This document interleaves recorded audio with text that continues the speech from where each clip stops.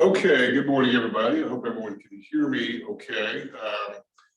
And the reason I say that is because whoever had this filming facility last must have done something to the audio. It looks like it's a little bit odd. So if you can't hear me, hopefully somebody will shout out and let me know. I've also got the live transcription on. So for those of you who are watching this on the live Zoom feed, you can look at that. I kind of like that myself. It's kind of a neat thing to see, and it's really helpful to many. But hopefully the volume is satisfactory so you can hear me. In fact, I'm just kind of looking over here because I'm getting some weird readings, and there are still some things about Zoom that I think are new to a lot of us, unfortunately. And this was sort of a setting that somebody had put on that I had never seen before. So anyway, we'll go ahead and get started. Hope everybody had a nice weekend, nice Valentine's Day.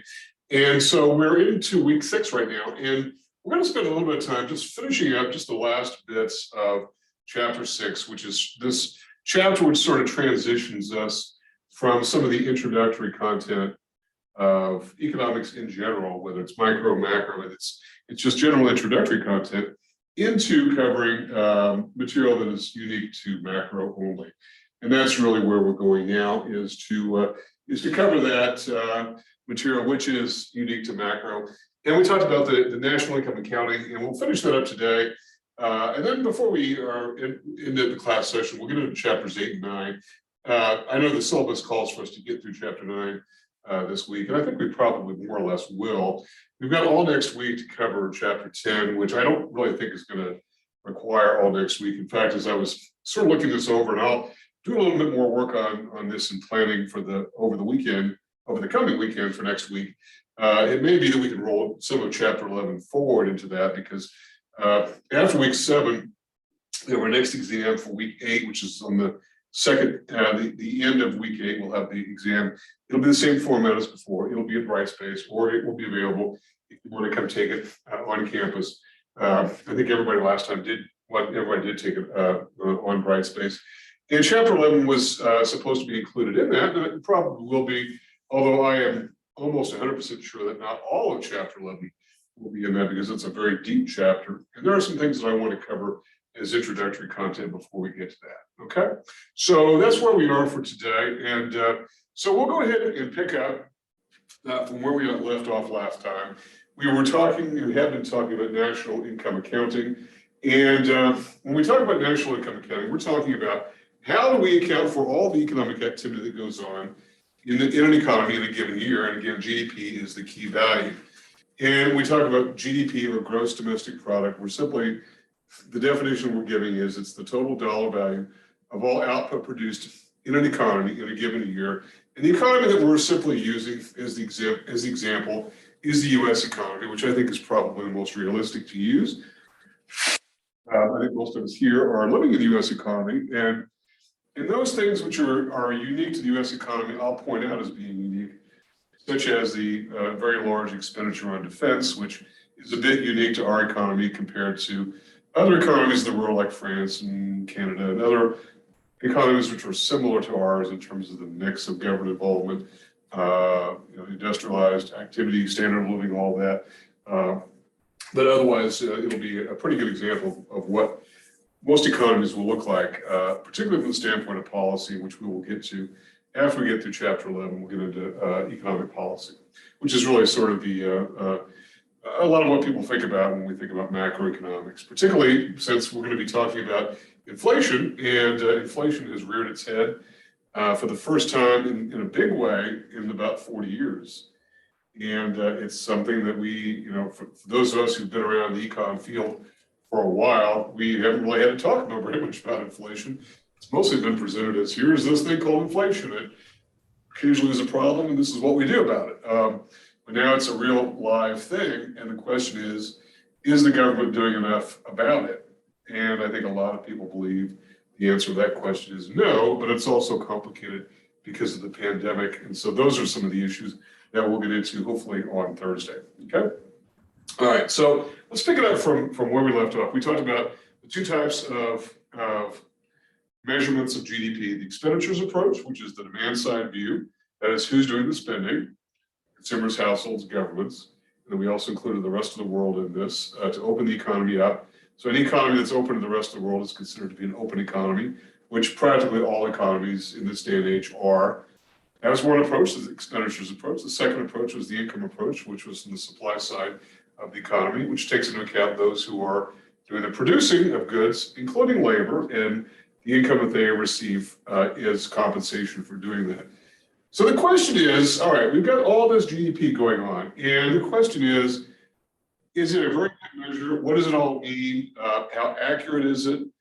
And can we hang our hat on it in terms of using it as some sort of reliable gauge of something that's meaningful to all of us? So I want to talk about, and there was in the PowerPoint package for last week, because we're a little bit behind here, but not much. And by the way, I just emailed everybody the package dealing with this week's, which deals with inflation. The unemployment piece was in last week's. I thought we would get to unemployment last time. So the question is this GDP measure a worthwhile measure? And are there shortcomings? And we're going to make the case that there are a number of shortcomings. And by the way, this is by no means an exhaustive list. There are a lot of other things that we could talk about, including things like environmental damage and whatnot. And environmental economics itself is a gigantic field of study right now. But let's just talk about some of the more common ones. And the first of these is it does not account for uncounted production in the economy. That is this. So think about the idea, and it was sort of this, what if kind of scenario that I presented last week. And that is, what if we had some giant computer somewhere that captured every transaction, every economic event in real time, so that we knew exactly what was going on month to date, quarter to date, year to date, what happened, what's happening right now at this very minute. People are buying cars today, and that we know this, all this information. Well, that's all well and good. The fact of the matter is, number one, it's backdated information. All the information we have is historical, even if it's fairly recent, like the most recent month's data. Like employment data tends to be fairly current, but about a month old. Inflation data fairly current, but about a month old. But here's the thing: what about those things? So, despite that, what about all the things that don't get counted? Because we don't have this giant supercomputer sitting somewhere that captures all this economic activity. Will we at some point? I think maybe there's a good chance that we will, particularly as I think that it's going to be a reasonable assumption that sometime in our lifetime, maybe not my lifetime, and maybe a lot of your lifetimes, that we'll move to a society where there is no cash and coin. It'll be all electronic transactions, and we're very close to that now. To the point where, with this coin shortage that's going on, which I can't fathom what that's even about. I haven't looked too much into it, other than the fact that it keeps going on and on and on. And I think I went someplace not too long ago. They just didn't even bother to give me the coin as change, and I had like 80 cents coming. And they just said, "Well, we don't have it." And it's okay. So what are you supposed to say to that? We don't have the coin. So we're sort of moving in that direction anyway. And so we may be able to capture electronically everything that goes on, but we haven't yet. And even if we did, there are going to be some things that we probably can't count. There are a couple of things that go into this category, uncounted production. And the first of these is a little bit controversial, mostly because nobody really knows how to account for the value, or even if it's something worth counting, if we are missing it. And that's the value of household production. And that is, what's the value of my mowing my lawn? Is there an economic value to that? I don't know. I don't know what the answer to that is. I would say that probably there is economic value of my painting my house, probably. It would improve the value of my house and improve the value of the surrounding houses, I would presume. So that would probably be the case. But what about my raking my own leaves or shoveling my own snow or something like that? Does that really add value? It's hard to say. What is clear, though, is the fact that we do account for household production when it's something that we send out to some other party. So if I have a cleaning service come in and clean my house, that does get accounted for in GDP. So the question is, okay, I clean my own house, and I create this value, or I hire a cleaning service and they do it and they create the same value. One is accounted for in GDP, that's what I pay the cleaning service. One is not, because what am I going to do, pay myself and that doesn't even make sense, right? So to the extent that the cleaning service reports their income, that it's accounted for in GDP. And there are other elements of this as well, things like taking care of elder relatives or those who are disabled. You can do it yourself, or you can hire somebody else to do it. And if you hire someone else to do it, it gets counted in GDP. If you do it yourself, it does not. Even things like childcare, which for a lot of families is a big household expense. Childcare is very expensive. And if you watch your children yourself, there's no economic event, so there's no recording of value. Or you can send your child to daycare while you go to work or whatever. And there is an economic transaction recorded because you're paying some daycare provider to do that. So, and that's a good question. Is it the same economic activity? Is it the same value that's being created? It's a good question. There's no real good answer to that. And that even assumes that those providers are recording the transaction that we're reporting. And this leads us to number 2 under this category, and that is uncounted production, simply because it's considered to be an underground activity. And when we talk about underground activities, I want to be clear that it sounds like there are people up to no good and whatnot, and it would certainly include those who are engaged in illegal activities. All illegal activities are considered underground activities, because who on earth would report them on their taxes or report them in a financial statement? In fact, I was sort of bowled over when I was a commercial lender. Somebody had to point out to me that there was a line on the tax return, on the corporate tax return, income from embezzlement. It's actually a line on the corporate tax return. So that, and it's there. I mean, anybody who puts a figure there is probably going to get some sort of investigation. Why would you do that? But it's there so that the government's got you a second way for the embezzlement if they catch you, and then for the tax fraud if they catch you not reporting it that way. So most illegal activity is not reported, which makes it underground and therefore difficult to account for. And I think that there are a lot of estimates as to what the size of the drug trade is, for instance. And I have heard wildly different figures, up to $40 billion a year. That seems a little bit low to me. In fact, it seems very much low to me. And so, but I don't think anybody really knows. One way we can sort of measure it is by tracking currency and whatnot.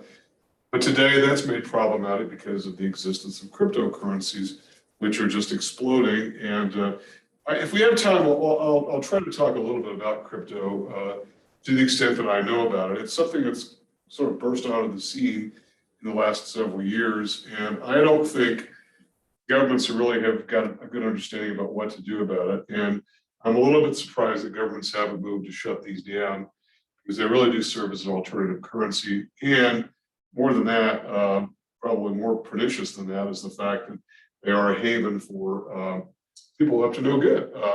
All these ransomware writers are wanting to be paid in Bitcoin and Ethereum and Litecoin and all these other kinds of things. So it really is a place for underground activity. But beyond that, though, there are lots of activities that are underground that are not necessarily up to no good. In fact, there are a lot of people who do things and don't know that they have to report these activities. If my neighbor changes my oil and I don't know, I repair his fence and we do a swap, it's a trade, that should be a reportable transaction, a barter transaction. I do one thing for him, and it's goods for goods, or services for services, services for goods, whatever. It should be a reportable transaction. We're probably not going to report it. We're just going to call it even. And we may not, either one of us may not even know that should be reported as a transaction. It's a taxable event because there's value being exchanged. But we just sort of call it even. Or if you have somebody do your taxes, for instance, and you take them to dinner or whatever, that's sort of a gray area as to whether or not that's a gift or whether that's compensation. And so is the economic value being created there, and is it being accounted for? It isn't even that big of a deal. That's really part of the question. Is it that big of a deal? How much of this underground activity, which is mostly innocent, is not being accounted for? I don't know that we have a good answer to that, because number one, it's not being reported. So that's sort of a challenge there. Clearly, illegal activities, whether it's dealing in stolen goods or narcotics or whatever, are clearly a very large business. And we are very much aware that there is a poor accounting for that, simply because of the terms of what kind of activity that is in the first place. But nonetheless, they are economic events taking place. And one final thing I'll say about that is the fact that some economists have made the argument that what we're trying to do with GDP accounting is track the production of goods. So if we're not accounting for the narcotics trade, narcotics are considered bads, to sort of use the play on words here. And so therefore, we're really not missing anything at all because we're not tracking economic value. If anything, we should be taking away value because of the deleterious effects of drugs. That's an argument. You can choose to do with that whatever you want with it, but that is a counter to the idea that, hey, we're missing this economic value, where some are saying there's no value at all that we're missing. Okay? All right, what's the next on this list? Number one, it doesn't account for the changing quality of goods. This is a really, really big issue right now. And it's big, and it's got arms and legs that go everywhere because of the fact that what does it mean that we're missing the quality of goods? Economists do a very good job, economists and accountants do a pretty good job, really, of accounting for the quantity and the dollar amount and the value of production that's created. But the problem is, how do we account for the quality of the goods that are created? That is one washing machine the same quality as another washing machine for the dollar amount that we are paying for it? Now, the answer to that would be, well, yes, this washing machine is clearly superior. That's why it costs $800, and this one is good, but it's not quite as good, and so it has fewer bells and whistles, so therefore it's only $500. And so, yes, that's accounted for. But is it? And there's a bigger issue here as well, and that is, are some goods made to deliberately wear out, and therefore they're not as high quality as they could be? Light bulbs and razor blades are all made to wear out. I mean, if you had a Edison's original light bulb, which was created in the 1880s, 1890s, up until a few years ago, was still burning, the original light bulb. So obviously, if you sell light bulbs that never burn out, nobody's going to come back to buy light bulbs or razor blades or things like that. So there are goods that are made to wear out. Also, there's a lot of discussion about some goods that are made a lot cheaper than others, and they're done because it's cheaper to do. And the one big good is houses, that houses are considered by many to be less qualitatively superior to others that were made a long time ago.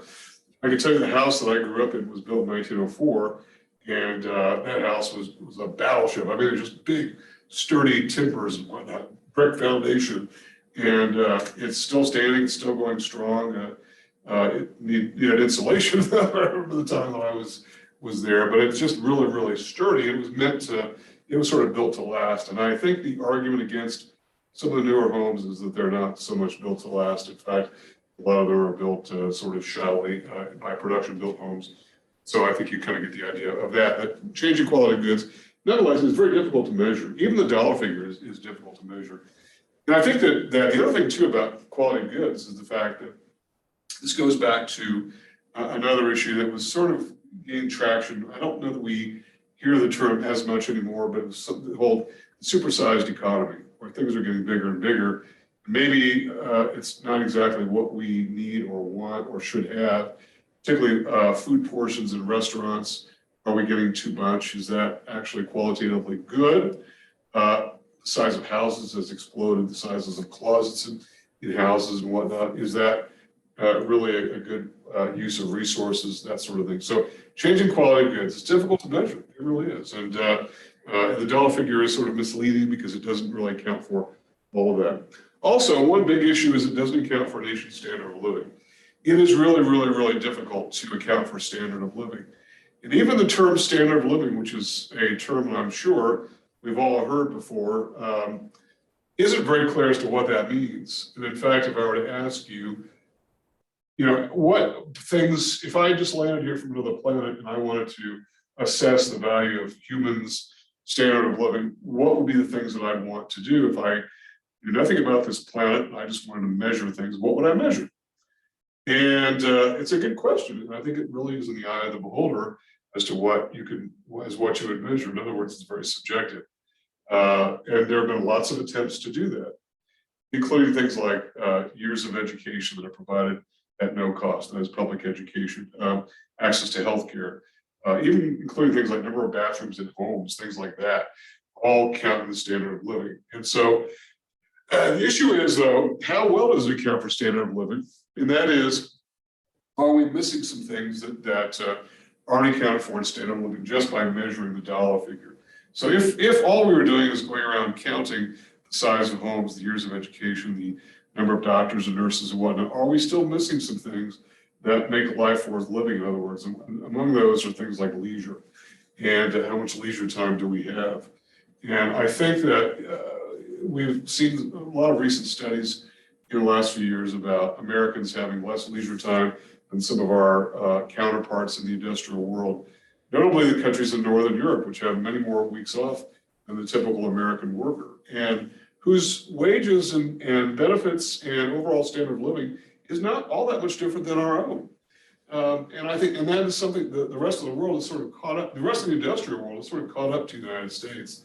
You probably couldn't say this for about the first 30 years after World War II, particularly for those nations that were really, really recovering from the devastation of World War II. But I think today it's very likely that you can say that to the average middle-class household in Japan, Germany, Sweden, England, France, Spain, Italy, have more or less the same standard of living as Americans do.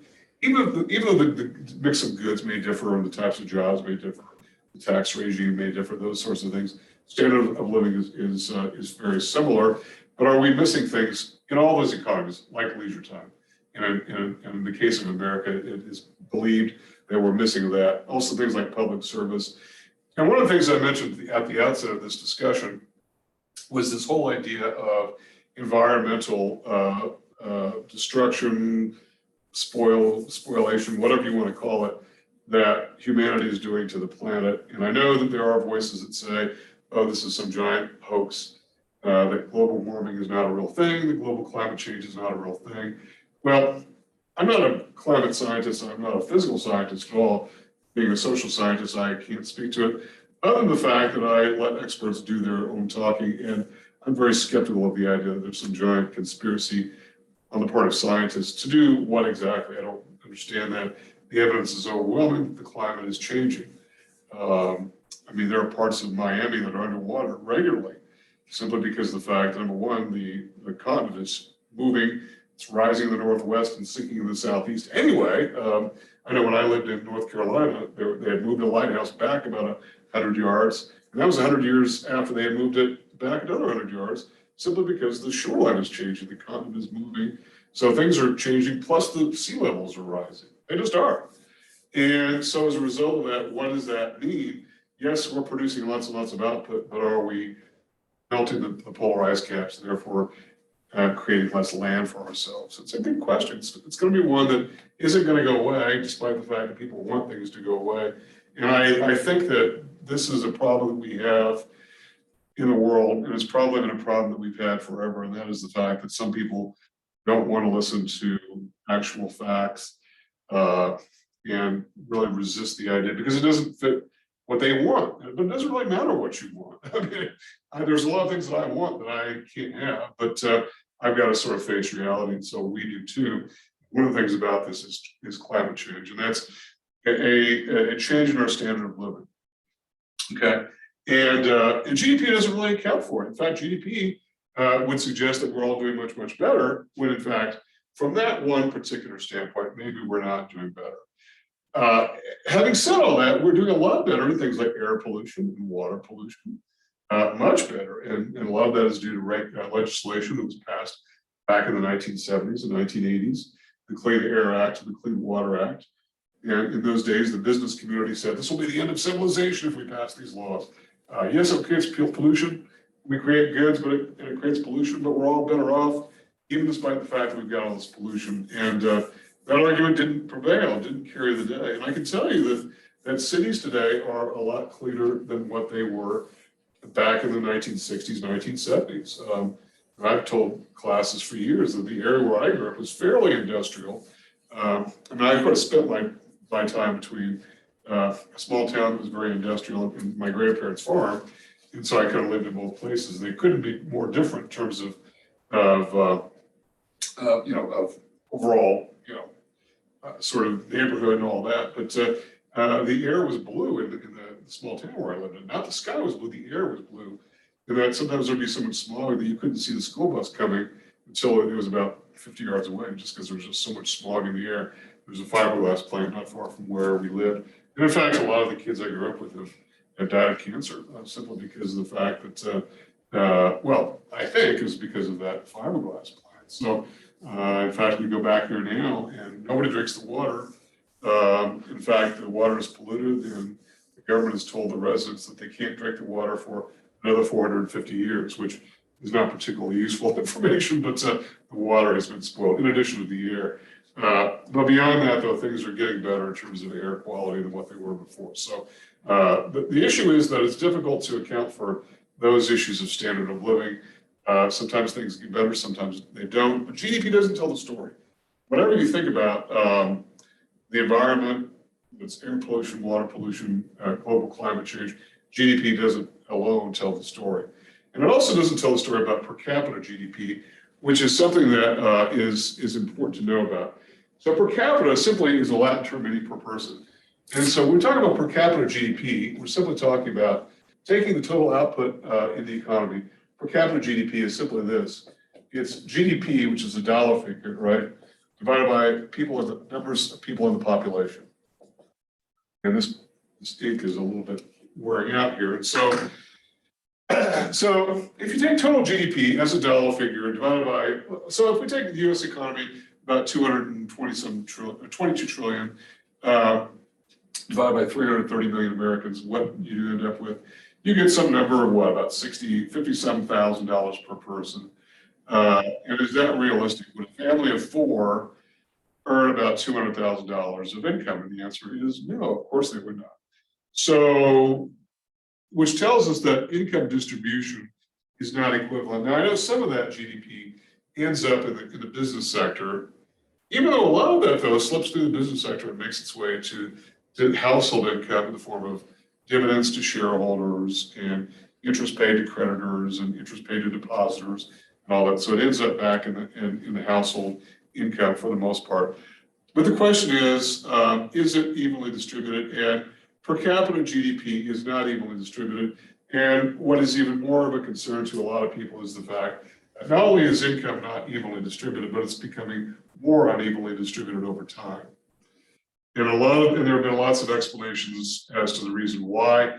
One of those is disparities in education. We are seeing more and more the fact that people with very few skills and very little education really are competing against the rest of the world. And as a result, are going to be in a labor market that is continually competitive in terms of wages and not on the upside necessarily. So that's a difficult thing. Whereas those with skills and training and whatnot are doing much, much better. And one of the things that I think we can be proud of here at CNM is the fact that we're very much dedicated to this idea of job training, job creation, getting people ready to work. And then we've got a coding academy at the STEM Center downtown, where I think, 8 weeks that you can train to learn how to write code for web applications. I think the starting salary for the graduates are somewhere around 50,000, something like 60,000, something like that. I forget what that figure is. And that's with no degree whatsoever. That's just a certificate. But that's a pretty good certificate, isn't it? If it can earn you money right out of the gate. And so that would be something to look into. And I think that I've got a relative who really doesn't want to go to college, and maybe college is not right for everyone. And I've suggested to her that she look into that. And she likes computers, and I think that would be a thing to consider, particularly as New Mexico tries to sort of move more toward a high-tech economy, which I think is the right direction to go. So a lot of it has to do with skills and education and training and whatnot. We've been saying forever that higher education is a ticket, and it really is. There's absolutely no question about the fact that every year of post-secondary education, that is education after high school, translates to lifetime earnings, even independent of degrees necessarily. Degrees are good to have, though. They do signal that you can sort of finish the task at hand. But that's a big thing. So the disparities there are becoming ever more present. Also, we're seeing big disparities in income distribution between cities and between rural and small town parts of the country, which in many ways are sort of being left behind. Simply because of reliance upon agriculture, which is problematic. And I've talked a bit about that before. And manufacturing, which has been very problematic. We've lost lots of manufacturing jobs in this country. And so as a result, urban workers tend to do much better. And then finally, and this leads us to the next issue, it has to be adjusted for price level changes over time. And that is, and this is an important thing because if we don't adjust for price level changes, then we're going to get some real distortions in values. So we have to simply be careful about looking at some economic value from some distant past and then equating it to what it would be today. It's a difficult proposition. So we have to make that adjustment. And the adjustment is a price level adjustment. In other words, accounting for inflation. So just as a brief bit of introduction here, let's talk a bit about price level changes. And there is a slide in your package that talks about inflation and deflation.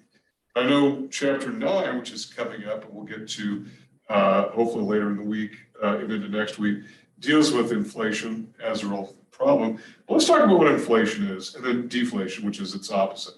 Inflation is considered to be a general rise in the overall price level over time. So, in other words, it's made in the circular flow model. The red arrows would simply represent a rise in the price of those red arrows. Whether it's goods or labor, it's a general rise in the overall price level.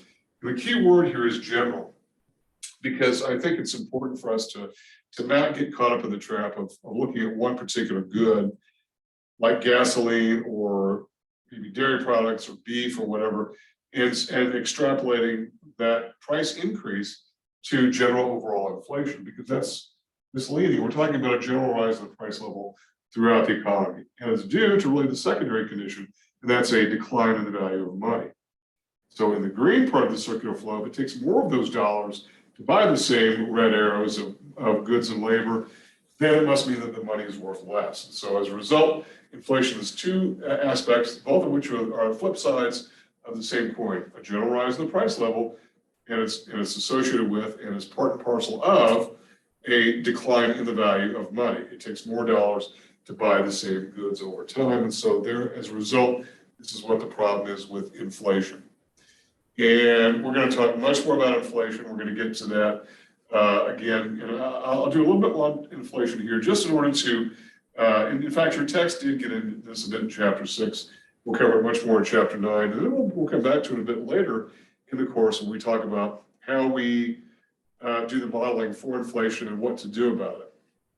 And I think this is a very, as I mentioned in my introductory note yesterday, this is a very timely discussion given where we are in the economy today.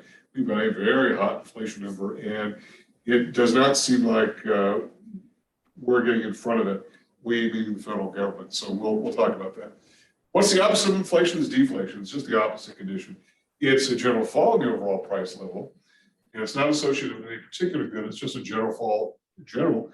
And then it's represented by an increase in the value of money, simply because it takes fewer dollars to buy the same goods over time. So as a result, deflation results in an increase in the value of money. And so I've long asked classes which would be worse, inflation or deflation. And that's an important question. And it's sort of a, I don't know, maybe it's a trick question. It's not intended to be at all. I don't tend to create trick questions, but the question is nonetheless an important one, and that is, which is worse, inflation or deflation? And I think if you were to ask an economist what the answer to that would be, I think most would say deflation. And even though that may not sound like it would be, because in fact, deflation kind of sounds like it might be a pretty good thing. Who wouldn't like to pay less for goods, and who wouldn't like the value of their dollar holdings to go up over time? And as a result, their money becomes more valuable, not less, which is the opposite condition with inflation, where your money becomes worth less. But the problem with that is, I think most economists would say deflation is worse, mostly because of how you got there as an economy. It's usually the economy's gotten the wind knocked out of it, and as a result, deflation is really the result of the fact that the economy has gotten flattened due to something, economic downturn, maybe bad environmental conditions, maybe some major crop failures or whatever. Warfare tends to be associated with inflation, but it could be a deflationary condition, at least in the aftermath. But when you consider the fact of deflation, it's usually something really seriously happened. And the other thing about deflation that's interesting is, I guess the longer that we're around, the more we're going to see all of these things, is that The last period of deflation until 2008, 2009 was the 1930s, and that's been a long time. Great Depression saw a period of deflation, and obviously that was the perfect example of an economy that got flattened, got the wind knocked out of it, and the government at that time had no idea what to do about it. In fact, did just the opposite things and made it worse as opposed to better. But that was the only time we'd really seen deflation. So as econ professors, we sort of viewed deflation as this kind of thing that has happened in the past. It's a thing that may happen sometime in the future, or may happen in some land far, far away and whatnot. But lo and behold, in 2008, going into 2009, we had a little bit of deflation. And the economy really had suffered a blow, given just the collapse in real estate and the mortgage banking industry just spinning out of control, the banking industry as a result being taken down with that. So we had a little bit of deflation, which was something fairly new. And obviously nobody would like to recreate those conditions. And so I think that that sort of gives further support to the idea that deflation is worse than inflation. But inflation is bad too, which is why we're going to talk so much more, why there's an entire chapter given to inflation, because that is a much more common occurrence. And the problem with inflation is it seems to be a little bit, well, maybe not a little bit, maybe a lot more difficult to deal with than deflation, because with a deflationary condition in 2008, 2009, the government by then had learned what you need to do is hit the gas hard and spend money, lower interest rates, get the economy going. And it did get the economy going, maybe not very quickly, but it did get going and got back to full employment. And we have been at somewhere close to full employment for quite a while, for several years, even coming out of this pandemic. In fact, we are probably going to overshoot the mark of whatever full employment is considered. We're going to get to the unemployment piece here in just a bit, okay? So we'll talk about that. So we talk about price level changes. What are we talking about here? We're going to introduce a couple of concepts which are going to be talked about again and again in the class, and that is values which are nominal and values which are real. Nominal versus real. So nominal values are those values which are non-inflation adjusted. And I guess by saying that, we're also saying they're non-deflation adjusted, but deflation is a much more rare phenomenon. So nominal values versus real values. And when I say values, what am I talking about here? Well, first of all, the first case that we're going to talk about is GDP. And in fact, the thing I'm erasing here, when we talk about GDP per capita, a lot of times we use real GDP, because what does real mean? It means it's inflation adjusted.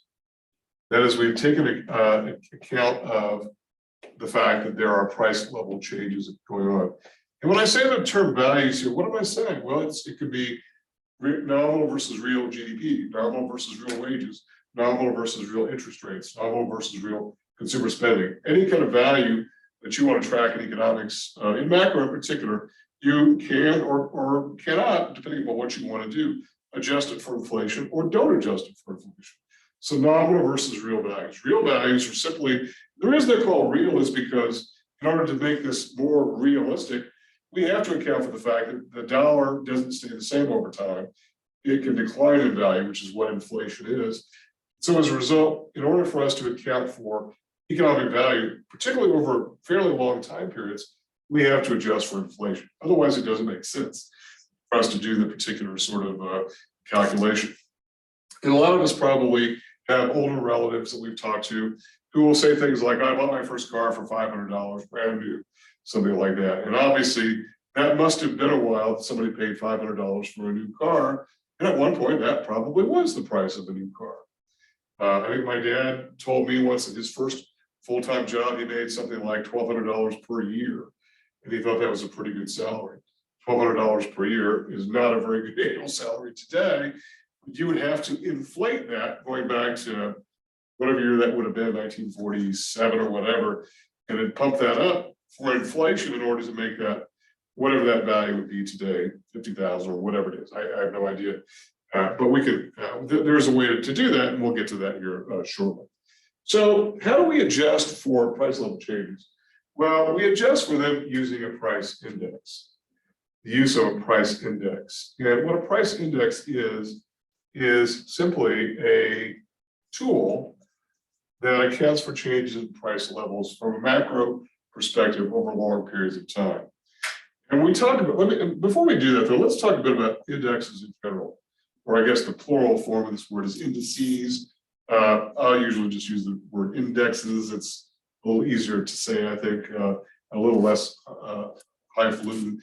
That's the idea of any kind of creation of value you can track in the form of an index. You're usually set to a value of 100 to start with. You can track the price level changes of whatever it is you're tracking: wages, prices, interest rates, whatever. I was talking to an economist and saw some of his work. He studies the copper industry in Arizona and created a price index for copper. And he's been tracking the change in the price of copper over time. You can do that. You can construct a price index, set it to 100, and whatever it is today, it's higher. The price of copper has gone up, it's gone down, it's gone up and gone down a little bit, but you can track that particular thing. When it comes to macroeconomic values, they tend to go up over time. And a price index is simply a way of calculating that. And we're going to talk a lot more about what these price indexes use in terms of tracking them. And I'm just opening the door just a little bit to this discussion, just so we can kind of move forward from here. And on Thursday, we'll get more in depth into these. But they use what's called a market basket, which is a simple hypothetical unit of a collection of goods, bought-in goods. And so the most famous price index, the one that's most quoted in the newspaper and on television news, is the Consumer Price Index, which is compiled on a monthly basis and calculated by the Bureau of Labor Statistics, part of the U.S. Labor Department, which goes around and basically does a survey of selected consumer prices. There are many, many hundreds of goods that go into the basket. And this market basket is very specific. It's the price of a dozen large eggs, not extra large, not jumbo, but large eggs, or lettuce, iceberg lettuce to be specific, no more than X weight or whatever. Diet Cola, 12-ounce cans in a 12-pack container, that sort of thing. It's very specific so that we can measure the price level changes over time, and that we're dealing with apples and apples. And we're not dealing with a 12-pack of Diet Coke in 1 year and then an 18-pack in the next year. It's going to be the same good over time, so we can really track price level changes. That's what goes in the market basket. We'll talk about some of the problematic issues of the market basket when we get into that. But really, what we're really talking about is a way that we can adjust for these price level changes. And real quickly, because all we're really doing here is sort of finishing up this bit on this general intro to macro chapter, that is chapter 6, and talking about how we arrive at these particular values. And so when we talk about the most basic of real values, that is real GDP, for instance. Let me find a mark that's got some ink. How do we really get to real GDP, which we'll simply call Y, and then with the real subscript. And by the way, as we go forward in the class, whenever we use Y, we'll probably, unless specified otherwise, be referring to real GDP. But we simply take the nominal GDP, right? Whatever the nominal GDP is for a particular year, divided by the price index, or what we call an index value. Index value, okay? An index value is based upon some base year. And that base year changes over time when it seems appropriate to do so. Right now, let's say 2005 would be a base year, right? 2005. And these aren't changed all that often, but base year being 2005. And I'm going to give you just a hypothetical bit of value. Let's say the nominal GDP is $2,000. And if you say, hey, this is not very realistic, well, then just tack on 9 zeros and it'll be a little bit more realistic. And let's say the index value is 104. That is, since the creation of an index, remember indexes tend to start at 100, right? Then you are at 104. And if you divide that by 100, then you end up with a factor of 1.04. So 1.04, which gives you a value of 1,923. This is not exact. These are not real numbers. This is not what 2005 is and whatnot. I'm just simply saying there's a base year And I'm just using hypothetical values here. And I'm trying to keep the math very simple. The point of it is this: the real GDP figure is less than the nominal GDP figure. In other words, it's been deflated. It's been deflated. Why? Because nominal GDP is inflated because of inflation. That's essentially what nominal GDP is. It's not inflation adjusted. It's the values that do not get adjusted for inflation. So if you wanted to get the value, you have to go back to whatever kind of base year you're using, assuming that you've got the same sort of market basket that is being accounted for. And in GDP, there's a way to do GDP where we essentially account for everything that's being produced. We'll get to some of that a bit later. I don't want to get too far out in front of this.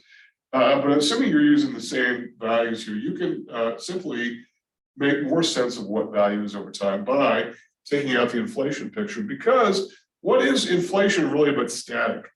All it does is raise the price of things, but doesn't necessarily account for the value of things. Even recognizing the preceding discussion that we had about the difficulties in assessing value because of all these shortcomings of the GDP in general. So we know we've got that difficulty, but we're working on it, okay?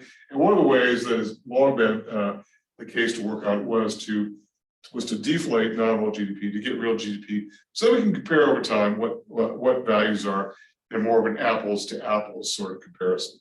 And likewise, if you go back over time and you want to figure out, okay, this elderly relative that I have who bought his or her first Chevrolet for $500, what would that be worth today?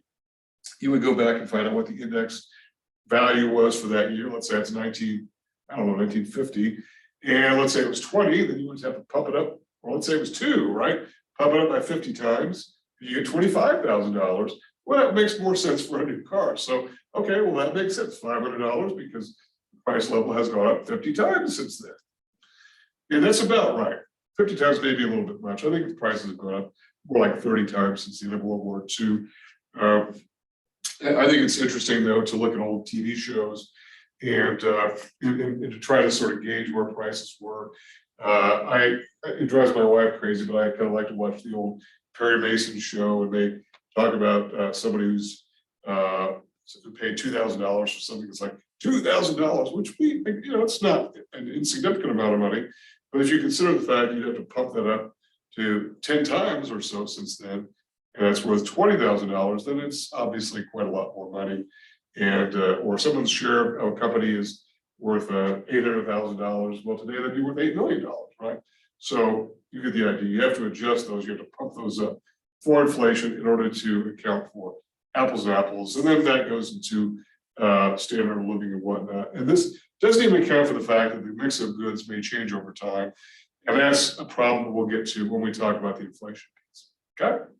So questions for me about anything that we've talked about here with regard to inflation, adjusting the nominal to get real. This was a fairly simple calculation. We'll get a little bit more in depth into that as we progress a bit further. I'm sort of looking over here to see if anybody has their hand raised or whatever. I don't see anything like that.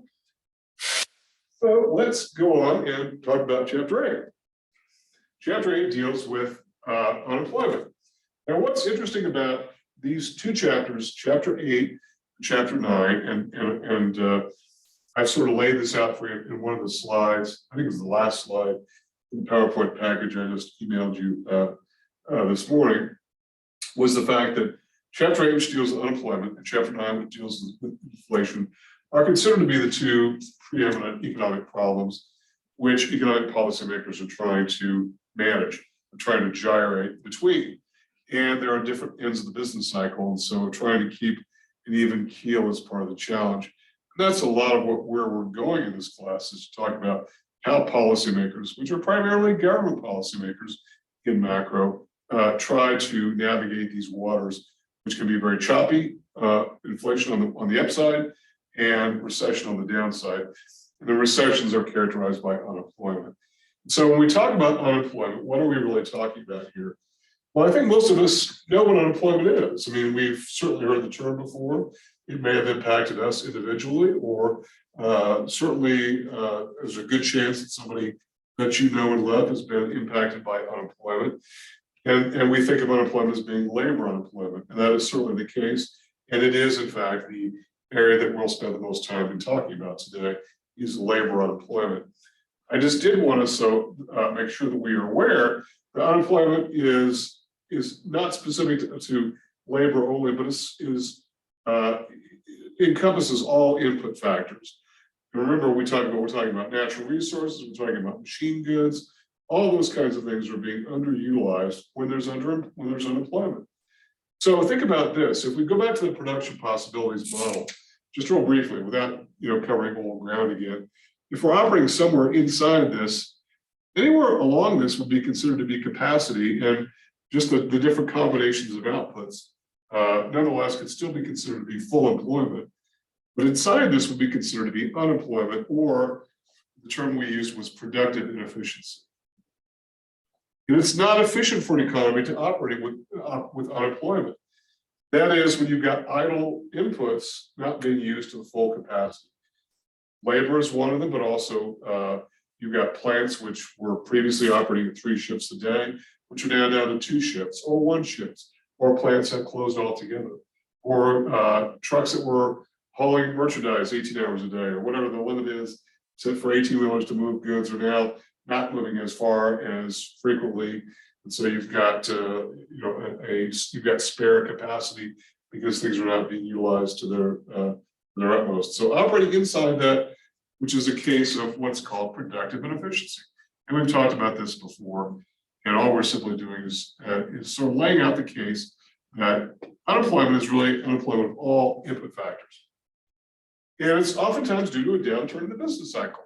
So remember, from the business cycle, we talked about these phases of the business cycle at the very beginning of chapter 6, where we had expansions, where we're on an uptick in GDP, and recessions, which are a fallback in GDP, and unemployment is the downswing of the business cycle.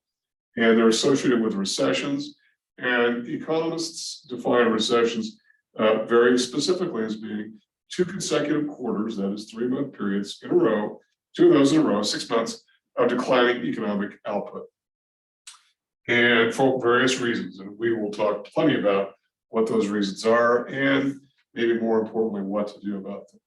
So unemployment is the result of these particular downturns. So unemployment captures all of these things, but let's focus on the one that is the most critical, I think, from most of our perspective, and that is labor unemployment. Certainly, since economics is a social science, I think it would be wise for us to focus on labor unemployment as being the more important of all of those. And so let's talk about unemployment and how we calculate it. And before we get into that, let's talk about, we need to do a couple of definitions here. And that is a definition of what is the labor force. Remember, we're talking about labor unemployment. So, but before we do that though, let's talk about the labor force and who is in the labor force, and maybe just as importantly, who's not in the labor force. So the labor force consists of the number of people who are working, number of those who are working. I got my words mixed up. Number of those who are working. Okay, well, that's pretty obvious, right? That's not really that surprising that we would come up with the number of people working, but it also includes the number of those looking for work. In other words, who are not working. And this is a confounding thing to a lot of people, because it's like, well, wait a minute, if you're not working, how can you be in the labor force? Because doesn't the labor force include people who are working? Isn't that what the definition of the labor force is? The answer is no, because here's the assumption that people who are out of work but are looking for work are considered to be part of the labor force, because the assumption is that they will eventually find work, that they're out of work for one of the various reasons that we'll get to here shortly, and that therefore they will return to work, but they are temporarily out of work. And the key word here is temporarily, and that therefore they're looking for work. And once they find work, then they will enter the realm of those who are working, but will still be in the labor force. They've not left the labor force, okay? So that's the key thing to know here, those working, those not working. Okay, having said that, then the question is, well, who in the heck is not in the labor force? If you've got unemployed and employed and unemployed people, then who's not in the labor force? Well, who's not? And by the way, when we talk about the labor force, there are all kinds of ways to slice and dice the labor force. And I wish we had the ability to do a more effective screen share. And if I could figure out how to do it, sort of give you some of the data without losing people, because I think it didn't go so well the last time I tried that. But there are ways that the government, we can go out into databases and see how we account for that. For instance, you can take teenagers out, 16 and 17-year-olds, and not account for them. In other words, it's the adult labor force, which usually runs from, in fact, the entire labor force. If you want to include everybody who is working or looking for work, it usually goes from 16 to 64, traditionally in most industrial economies. 16 being the age which most states in the US allow minors to begin working. And that's what we call the non-farm payroll figure. And the reason the non-farm payroll is because it is the case that children who grow up in farms and ranches will tend to work at a very early age, and it's very difficult to account for their labor because it tends to be a family operation, and therefore we just don't even account for them because it's difficult to, and it's one of those gray areas in the economy, in this case dealing with labor force, that's difficult to get our arms around. But it goes between 16 and 64, or you can cut out 16 and 17-year-olds, or you can cut out people under the age of, say, 22, for instance. Or you can take out whoever you like. 64, though, is traditionally been the age at which is the last year that people work before they reach what is the traditional retirement age of 65. But I don't know what that means so much anymore because of the fact that where that number came from, I'm pretty sure it comes from the fact that when Social Security was first created back in the 1930s, that age 65 was the age at which you could start getting benefits as supplemental retirement income. That was really how the system was first created. Now I know Social Security has taken on a lot of different other roles, like there's a disability portion of it. If you're working today and you become disabled and you qualify, you can get disability for the rest of your life until you reach if and when you live to be the age of retirement, which for a lot of people is 65, then it flips over to retirement benefits. However, and I think I may have mentioned this to the class the other day, they're pushing gradually this age upward. So the year that I was born, I have to be 67 in order to get full benefits. So the age 65 is a little bit more flexible, and we're seeing a lot of people retire early, and a lot of people not retiring at the normal retirement age. It's really difficult to know. And by the way, 65 back in 1936, when the Social Security system was created, 65 years old, you were pretty close to statistical lifespan, frankly. People didn't live very much longer than that. Today, the average lifespan, I think, for adult males who are alive is, I think, 77, and for females is about 78. That's on average. Obviously, some people die younger, some people die older, but that's sort of the average. Women have historically lived longer than men, and that's the case pretty much across the world and over time. And the reasons for that are not quite clear. There have been all kinds of reasons, but it's not a gigantic increase in lifespan, but it is a statistically significant one. So you can slice and dice this labor force however you like. But back to the question of, well, who's not in the labor force then? Okay, so who's not? People who are retired and are not working. Well, what if you are 69 years old and you've been retired and you decide to go back to work at McDonald's 2 days a week? Does that make you in the labor force? And the answer is yes. That would put you back into the labor force. What if you are 69, 70 years old and you're getting Social Security and you don't work? Does that put you in the labor force? The answer is no, that does not. You were not in the labor force. It has to do with whether you were working or not. If you are self-employed, does that put you in the labor force? And the answer is yes. Self-employed people are working, and so they are in the labor force. Even though their work may be a little bit more sporadic at times for some, than those who have regular jobs or regular shifts and whatnot, that would still put you in the labor force. Because a lot of self-employed people, just maybe do self-employment as maybe 2 or 3 different things as self-employment, so-called gig type activities. They would be considered part of the labor force. But who's not in the labor force would be people who are retired and not working, children who are not working at all because they're too young, people who are disabled and can't work because of physical or mental disabilities, people who are incarcerated are not considered part of the labor force, even though they are in some cases put to work doing things. They're paid a very nominal, very, very small wage. they're really not in the civilian labor force, and so as a result, they're not there. And speaking of civilian labor force, we can slice and dice it by civilians versus non-civilians, that is military personnel who are in the labor force, even though they may be deployed outside of the United States, they're still part of the US labor force, just not the civilian labor force, but the labor force in general. So there are a lot of different ways to account for this, depending on how we want to do it. So having said all this, we come back to the idea of should we be including the second category, those looking for work? And it is a bit controversial, particularly when we account for the unemployment rate. The unemployment rate is a value expressed as a percentage. So the unemployment rate, always expressed as a percentage, is basically this. It simply takes the number of people who are unemployed. Remember, this is labor unemployment, right? This is not capital goods unemployment. This is number of unemployed divided by members of the labor force. And because we're going to end up with some sort of decimal, if we multiply it by 100, we'll end up with some percentage, whatever that is. And let's say it's 4.5% or whatever, right? All we're doing by multiplying it by 100 is to be able to convert it to a percentage, because we did that with 0.045.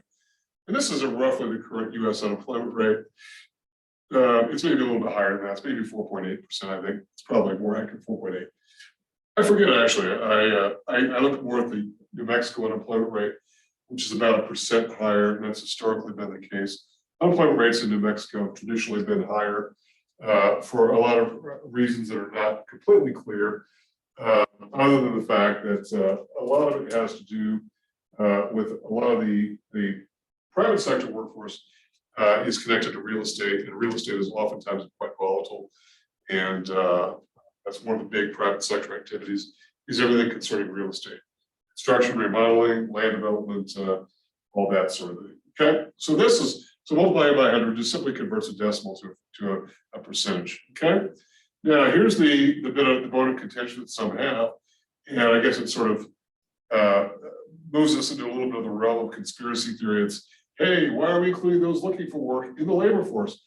Aren't we double dipping by taking unemployed people here and unemployed people there? And so as a result, if you get a if you're double counting them, you get a bigger denominator, meaning you're lowering the unemployment rate. You're understating the actual rate of unemployment. Not really, when you understand that what is being accounted for in the labor force is everybody who really is what's called available to work.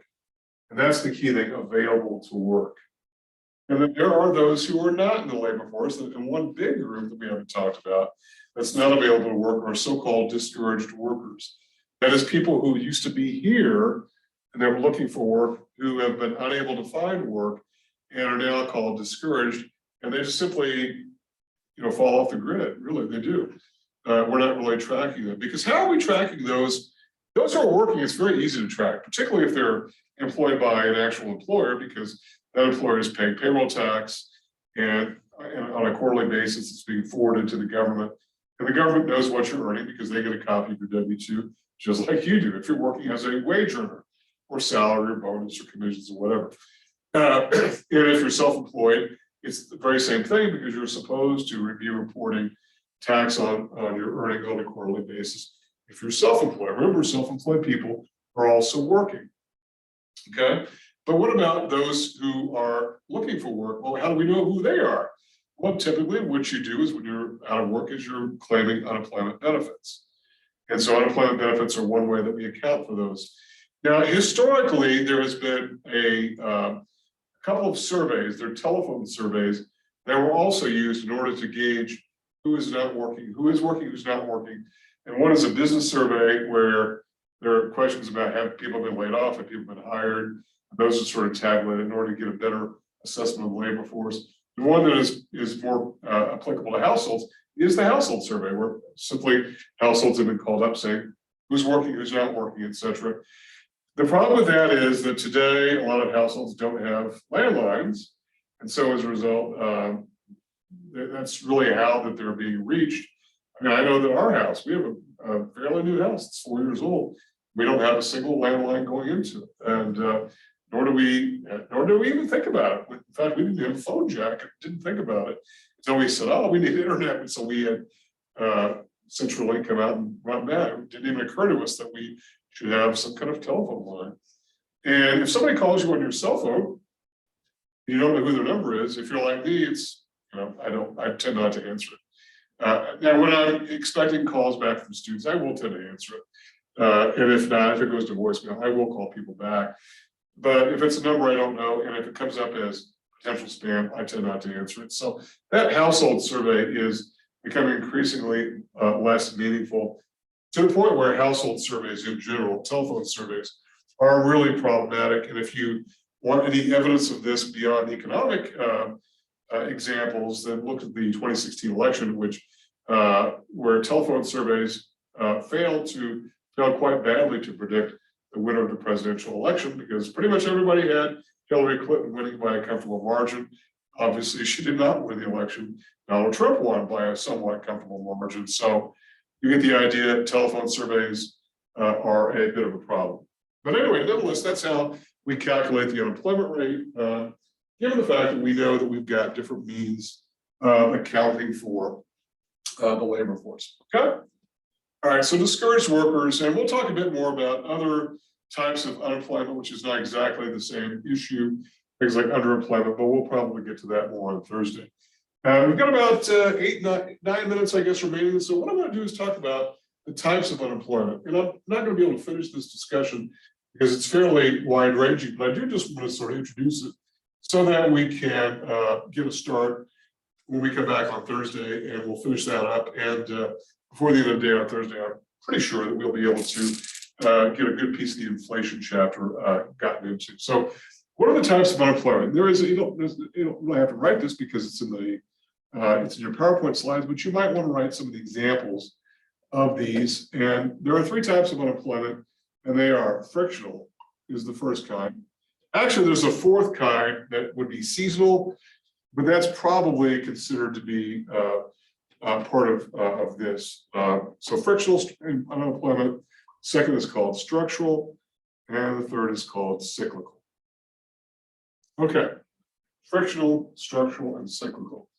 Those are the 3 types of unemployment. And any kind of seasonal unemployment is probably, you could, if you wanted to sort of separate it out and say, there are seasonally unemployed people, and then they're their own category. But for the most part, we would probably lump that in here. So just to give examples of what these are, and I'll probably talk about frictional, probably stop there today, pick it up with structural and cyclical, and then talk about what we do about any of these, any of these, what is the solution to deal with it. So when we talk about frictional unemployment, we're talking about basically the definition we give for frictional is it's due to incidental reasons is the term that I used in my slide presentation. Incidental reasons. That is, it's a sort of a hodgepodge. It's a junk drawer full of all different causes that people become unemployed. And it's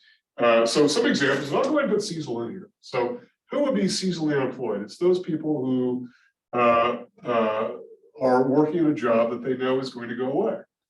So people who work at department stores at Christmas time, wrapping gifts. They know that Christmas doesn't last all year long, and they're going to be unemployed once that job comes to an end. Or people who work in certain agriculture fields where it's definitely seasonal based upon the time of year and the weather and whatnot. They know they're going to become unemployed. So as a result, they become seasonally unemployed. And those who work in occupations that are definitely geared toward the time of year, ski instructors, tax preparers, teachers to some degree, although teachers, that's a little bit, today I think that's probably less common because a lot of teachers just choose to be receive their pay throughout the summer, so there's no issue of them necessarily being unemployed. That's not really an issue. In fact, we're going to say pretty much everything in this category of frictional is really considered to be not society's problem so much as it is just it sort of happens. So the seasonally unemployed are one. Also those who become voluntarily unemployed. That is people who quit their jobs. Voluntarily unemployed, they quit their jobs. And oftentimes they quit their jobs because they've got another job. And although that's not always the case, sometimes people just quit because they're fed up and they feel like they can get another job. And so they quit and go find something else. By the way, we see lots and lots of this with teenage unemployment, 16 and 17-year-olds. And if everything in this category is considered to be not a huge deal, that's really not from a macro perspective, the teenagers quitting jobs, because it does tend to happen. Because if you're like a lot of teens, like myself, worked in very unskilled occupations, very low pay, and as a result, leaving that job is not any catastrophe. Usually teens are not supporting others, usually are dependents of others, like a parent or whatnot. So it's usually not a big deal, but there's a very high rate of unemployment, to the point where teen unemployment in some cases is well into the double digits, 25, 30% is not unheard of at all. Much higher than the overall unemployment rate for the economy. But people in general, quitting is considered voluntarily unemployed. That is simply people quitting their jobs. It's often the case that they get out of their job waiting, and so there's a lag time in which people are going to get a job. Also, cases of recent graduates, people who graduate from some sort of program of study, whether it's something like a college degree program or some sort of training program like a mechanics training, where they've graduated and they're looking for jobs. They haven't yet gotten the job, but we assume that they will get a job. There's a lag time between graduation and getting a job. Sometimes this is it's voluntary and it's welcome. Sometimes people graduate, I've known people who go to law school and have decided they don't really want to go to work and be a lawyer just yet. They want to take a few months off and sort of do their own thing before they have to assume a job and the responsibility of all that. That does tend to happen. Not everyone's got that luxury, I get that, but it does tend to be the case. People who graduate from some sort of program sometimes have a lag time between working and the time of their graduation. Also, those who are terminated workers, that is involuntarily unemployed. Terminated workers who are laid off for various reasons. It could be for cause, it could not be for cause. But one thing it's not due to is poor overall economic conditions. So we would say these are non-cyclical terminated workers. And by the way, the reason we point this out is because when we come to cyclical unemployment, we're going to say it's due, all the unemployment due to poor overall macroeconomic conditions. Whereas we're saying here, it's got nothing to do with the macroeconomy, it's got to do more with the individual situation that the worker himself or herself finds oneself in. It could be the fact that the economy is going great guns and the company is doing very, very well, but decides to lay off a couple hundred workers at a plant in Biloxi, Mississippi, simply because they want to change the mix of what they're doing. Maybe they want to move some of that production elsewhere. Maybe that plant is producing redundant output and they no longer need it. They're trying to phase out that line of business. Who knows? It could be all kinds of reasons. And it doesn't mean that the company's doing badly. And it definitely doesn't mean that the economy is doing badly. And it doesn't even mean that the workers are performing badly. It just means that they're being laid off, terminated for whatever reason. Okay. So terminated workers for all kinds of reasons. Temporary or permanent layoffs would fall into this category. And certainly any worker who is terminated for cause, somebody who's failed to show up for work, or all the various reasons that can get you in trouble in the workplace, bad behavior, stealing things. I mean, all those things clearly will get you fired. So as a result, terminated workers is a large category in its own right. So seasonal unemployed, voluntarily unemployed, recent graduates, terminated workers. And then one final topic here, and then we'll be done for the class session. And then I'll put this in quotes because it's really sort of an old school term that really I'm a little bit uncomfortable with it, mostly because it's sort of outdated, but it's nonetheless one that's used. And it's called trailing spouses. And that is when one spouse gets a job and another spouse is along for the ride, particularly if it's a relocation from one part of the country to another. And the reason I'm a little bit uncomfortable with it by it's being outdated is people don't have to be married, they don't even have to be related to each other. It's just two people who are together who one gets a job and the other goes along if they want to stay with that other person. So as a result, they're considered trailing. Somebody in my spring semester called it the extra body problem, and I had never heard that term before, the extra body problem. Yeah, that was a new one on me, but that sounds like a good description. Whereas one person gets a job, the other person either stays put, which is obviously not desirable in many cases, or goes along with that person. And because they're trailing, they take some time to find work. Just a couple doors down from us, the husband and wife. The wife was a physician at UNM. The husband worked at, I think, Sandia, some sort of scientist, and they're from South Carolina originally. She wanted to go back to South Carolina. Her parents were old. She found a job right away as a physician. He had a little bit of trouble finding work as a whatever kind of science he did in South Carolina. He found work. He had work here, but didn't find work there. And I know that was a bit of a difficulty for him and them, because it took him quite a while to find something that was comparable to what he was doing. And that's considered the trailing spouse problem. I'm trying to think if there are others that go into this. There are probably some others as well, but this is a pretty good listing. So that's frictional unemployment. When we come back on Thursday, we'll talk about the other two types, and then we'll talk about what to do about these, if anything. And then we'll sort of wrap up what some of the problems with unemployment are in general for society in general, not just for those who are directly impacted by unemployment. And then we'll sort of push our way into the inflation piece, and we'll set ourselves up for what we're going to do for the run up to the exam. So are there questions for me about anything that I can answer for anybody? Okay. And feel free to get with me individually if you do, and I will see you all next time.